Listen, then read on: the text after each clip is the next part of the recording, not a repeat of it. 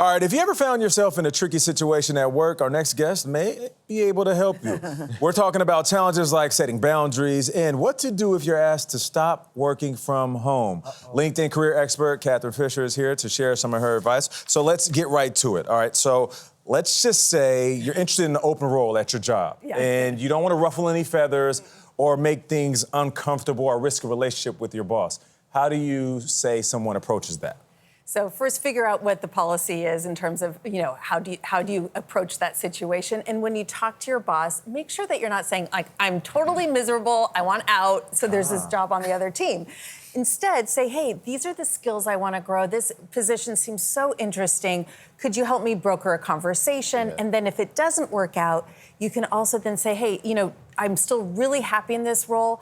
Is there a possibility to learn these things that I was hoping to get from the other role? Okay. All right, big issue right now. You're working from home. Boss says no more working from home. How do you broach that situation? Okay, so companies, many companies are saying we want you back. And first, figure out why it is.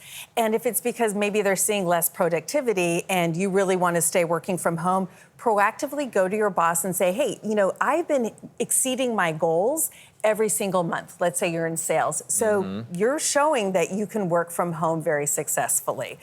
What I want to caution, though, is don't say, well, then I'm going to quit. Because right now, there's only 10% of roles on LinkedIn that are remote, and there's really high demand. So there's a supply and demand issue. So make sure that you're really prepared. If you, threaten the I'm going to leave, that they might say, okay. The nuclear option. Yes. Yeah, not a lot of time. But what happens when colleagues want you to join activities that you don't really want to join? Yeah. But you feel it's Work, mandatory. drinks. You feel like, it's you feel the peer Obligatory pressure of fun. that. Yes. Obligatory fun. Yes. Yeah. It is important in terms of creating those and building relationships, and you do not have to go. But what I would encourage you to do is find other ways to build those relationships because they will carry you through your career. So some people just simply can't make it to, after hours, drinks and dinners because of family obligations, which is fine. But make sure you're setting up coffee dates, you're having lunch with people. Show that you want to engage. What about time off, whether it's vacation or the weekend, and you want to decompress and unplug, but people are like, answer the emails, hop on this Zoom. How do you set boundaries? You don't like it when I reach out to you? Gayle, Is this for you Gayle? can. Talking to me? They skip the Sunday call. Talking about John Tower. Well, it's really hard to unwind expectations, so make sure that you're setting the expectations and those boundaries up front.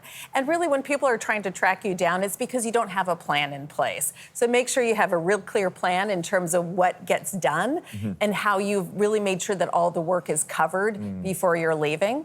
And I like to say, have a bouncer on your side, so it's someone at work who's going to be there to say, like, no, don't reach out to her. Like that. Klaus is my bouncer. Thank you very much. The former bouncer. He's big. Big man. Catherine, thank you.